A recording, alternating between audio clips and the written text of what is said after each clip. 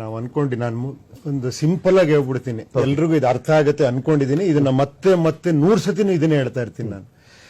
ಏನಂದ್ರೆ ಒಂದು ವ್ಯವಸ್ಥೆ ಇದೆ, ಏನ್ ಹೇಳಿ, ಇಲ್ಲಿಂದ ಜನ ಟ್ಯಾಕ್ಸ್ ಕೊಡ್ತಾರೆ, ಆ ಟ್ಯಾಕ್ಸ್ ಇಷ್ಟು ದುಡ್ಡು ಬರುತ್ತೆ, ಅದು ವಾಪಸ್ ಜನಕ್ಕೆ ಬಂದ್ರೆ ಇದು ಯಾವುದೇ ಪ್ರಾಬ್ಲಮ್ ಇರಲ್ಲ, ಕರೆಕ್ಟ್ ಆಗಿ ಬಂದ್ರೆ. ನಿಜ, ಇದೊಂದು ಅರ್ಥ ಆಗ್ತಿಲ್ಲ ಆಕ್ಚುಲಿ, ಎಷ್ಟು ಸತಿ ಹೇಳಿದ್ರು. ಯಾಕೆ ಇದು ಯಾಕಿದು ಅಂದ್ರೆ, ಇಲ್ಲಿಂದ ಹೊರಡ್ಬೇಕಾದ್ರೆ ನಾವು ಕರೆಕ್ಟಾಗಿ ಹೊರಟ್ಬಿಡ್ಬೇಕು. ಇವಾಗ ಇದನ್ನೇನಾರ ಸರಿ ಮಾಡಬೇಕು, ನಾನು ಹೊರಡೋ ದಾರಿನೇ ಕರೆಕ್ಟ್ ಆಗಿರ್ಬೇಕು.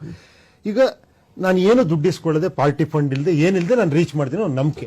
ಇದು ಜನನೇ ರೀಚ್ ಮಾಡಿಸ್ಬೇಕು. ನನ್ನ ಕೈಲಿ ನಾನು ಎಷ್ಟೋ ಇಲ್ಲಿ ಮಾತಾಡಬಹುದು, ನಾನು ಸೋಷಿಯಲ್ ಮೀಡಿಯಾ ಏನೋ ಹೇಳ್ಬೋದು, ಮಾಡ್ಬೋದು. ಇದೇನಿದ್ರು ಜನಕ್ಕೆ ಸಂಬಂಧಿಸಿದ್ದು. ನಾನು ಅದಕ್ಕೆ ಹೇಳಿದ್ದೀನಿ, ನಾನು ಗೆದ್ಬಿಟ್ಟಿದ್ದೀನಪ್ಪ, ನೀವು ಗೆದ್ಕೊಳ್ಳಿ, ನಿಮ್ಮ ಗೆಲುವು ಸೋಲು ನಿಮ್ ಕೈಲಿದೆ ಅಂತ. ಯಾಕೆ ಹೇಳ್ತೀನಿ ಅಂದ್ರೆ, ಇವಾಗ ನಾನು ಪಾರ್ಟಿ ಫಂಡ್ ತಗೊಂಡೆ ಅನ್ಕೊಳ್ಳಿ, ಸಿಂಪಲ್ ಆಗಿ ನಾನು ಇವ್ರನ್ನೇ ಕೇಳಿದೆ, ಸರ್ ಒಂದು ಎಲೆಕ್ಷನ್ಗೆ ಎಷ್ಟಾಗತ್ತೆ ಸರ್ ಮಿನಿಮಮ್ ಒಬ್ಬ MLA ನಿಲ್ಸಕ್ಕೆ? ಮಿನಿಮಮ್ ನಿಮ್ ಪಕ್ಷ ಇದೆ, ನಿಮ್ ಪ್ರಚಾರ ಸ್ಟಾರ್ಟ್ ಮಾಡ್ರೆ 1 ಕೋಟಿ. ಅಂದ್ರೆ ಸಿಂಪಲ್ ಆಗಿ ಹೇಳಿದವರು ಒಂದು ಕಾನ್ಸ್ಟಿಟ್ಯೂನ್ಸಿಗೆ ನಕ್ರು, ಅದನ್ನು 1 ಕೋಟಿ ಸಾಧ್ಯ ಇಲ್ಲ. ಅಂದ್ರೆ 224 ಕೋಟಿ ಬೇಕು ನನಗೆ. 224 ಕೋಟಿ ನನಗೆ ಎಲ್ಲಿಂದ ಬರುತ್ತೆ? ಯಾರಿಂದನೂ ತಗೊಂಬೇಕು ನಾನು. ಒಂದಷ್ಟು ಜನ 1 ಕೋಟಿ 2 ಕೋಟಿ ಸುಮ್ಮನೆ ನಾನು ತೋರ್ಸೋದಕ್ಕೋಸ್ಕರ ಜನಗಳಿಗೆಲ್ಲ, ಸಾರಿ ನೀವೆಲ್ಲ 1 ರೂಪಾಯಿ ಕೊಡಿ ನನಗೆ ಅಂದ್ರೆ ಅದೊಂದಿಷ್ಟು ಬಂತು ಅಂತ ತೋರಿಸ್ಕೊಬಹುದು. ಆಮೇಲೆ ಪಾರ್ಟಿ ಫಂಡ್ ಬಂತು, ಅಲ್ಲಿಂದ ಬಂತು. 220 ಕೋಟಿ ನಾನು ಅವ್ರಿಗೆ ಕೊಟ್ಟು, ಅವ್ರೇನ್ ಮಾಡ್ತಾರೆ, ಆ ಸದಸ್ಯರು ಯಾರು ಇಲ್ಲಿ ರೆಪ್ರೆಸೆಂಟೇಟಿವ್, ಅವ್ರು ಅಲ್ಲೊಂದು ಗ್ಯಾಂಗ್ಗಳು ಮಾಡ್ಕೊಂಡು, ಅಲ್ಲಿ ಮಾಡ್ಕೊಂಡು, ಅಲ್ಲಿ ದುಡ್ಡು ಹಂಚ್ಕೊಂಡು ಗೆಲ್ಲೋದಕ್ಕೆ ಏನೇನೋ ಮಾಡ್ತಾರೆ, ಒಂದಷ್ಟು ಖರ್ಚು ಮಾಡ್ತಾರೆ. ಇಲ್ಲಿ ಖರ್ಚು ಮಾಡೋದು ಒಂದೇ ಅಲ್ಲ ನಾನು ಹೇಳ್ತಿರೋದು, ಇಲ್ಲಿ ಎಷ್ಟು ಹುಟ್ಕೊಂತೇಳಿ, ಇಲ್ಲಿ ನನ್ನ ಜೊತೆ ಒಂದು ಹುಟ್ಕೊಂತು ಬ್ರಾಂಚ್. ಇವರಿಷ್ಟು ಜನಕ್ಕೆ ನಾನು ಸ್ಯಾಟಿಸ್ಫೈ, ಸುಮ್ಮನೆ ದುಡ್ಡು ಕೊಟ್ಟಿಲ್ಲ ಅವರು.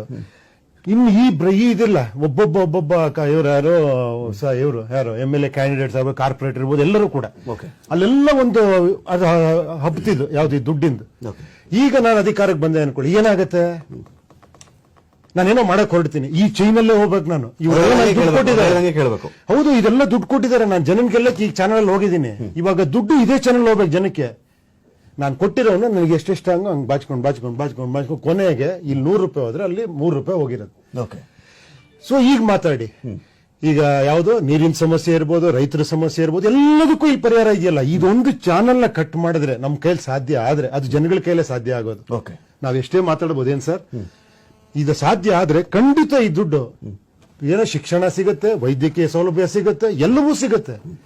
ಇವನು 15,000 ರೂಪಾಯಿ ದುಡಿತಾ ಇದ್ದೀನಿ, ನಾನೊಬ್ಬ ಮಾಮೂಲಿ ಮನುಷ್ಯ, ನಾನು ಟ್ಯಾಕ್ಸಿ ಇಟ್ಕೊಂಡಿದ್ದೀನಿ, ಇನ್ನೇನೋ ಕೆಲಸ ಮಾಡ್ತೀನಿ.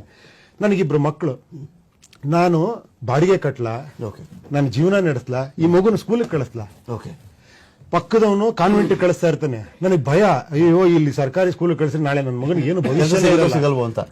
ಈ ಸರ್ಕಾರಿ ಸ್ಕೂಲ್ಗಳು ಹಂಗಾಗಿದೆ, ಇಲ್ಲಿ ಬರ್ತಾ ಇಲ್ಲ ಅಂತ ಏನ್ ಕೇಳಿ, ಮಕ್ಕಳೇ ಬರ್ತಾ ಇಲ್ಲ, ನಾವು ಕೊಡ್ತಾ ಇದೀವಿ ಅಂತಾರೆ. ಆ ಸ್ಕೂಲ್ಗಳ ಪರಿಸ್ಥಿತಿಗಳು ಹಂಗಿದಾವೆ. ನೀವು ಅದನ್ನೊಂದು ಪ್ರೈವೇಟ್ ಸ್ಕೂಲ್ ತರ ಒಂದು ಆ ಲೆವೆಲ್ಗೆ ಮಾಡಿ, ಪ್ರೈವೇಟ್ ಈ ದುಡ್ಡಿರೋರು ಅಲ್ಲಿ ಬಂದು ಸೇರ್ಕೊಂತಾರೆ ಗವರ್ಮೆಂಟ್ ಸ್ಕೂಲ್ಗೆ. ಆ ಒಂದು ಪರಿಸ್ಥಿತಿ ಬರಲೇಬೇಕಲ್ಲ ನಮ್ಮ ದೇಶದಲ್ಲಿ. ನಾನು ಹೇಳಿದ್ದು, ಓಕೆ ನಾವಿವತ್ತು ಚೆನ್ನಾಗಿದ್ದೀವಿ.